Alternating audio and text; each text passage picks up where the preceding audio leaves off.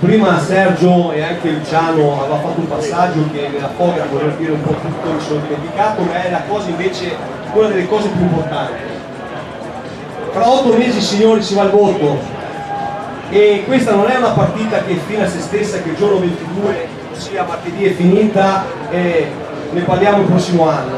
Questa è una partita che è iniziata adesso, ma finisce il primo tempo di una partita che finirà a maggio del prossimo anno. Noi vogliamo arrivare ad avere delle figure in Consiglio regionale per essere funzionali al comune che verrà a Chioggia, perché siamo stufi e stanchi di avere delle persone incompetenti, incapaci di saper gestire la cosa pubblica.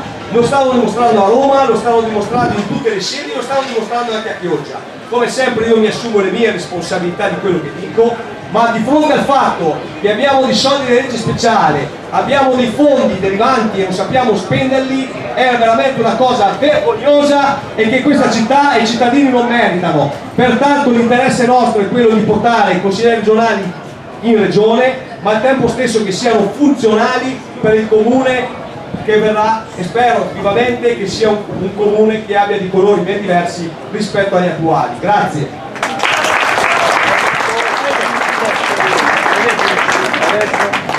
Grazie.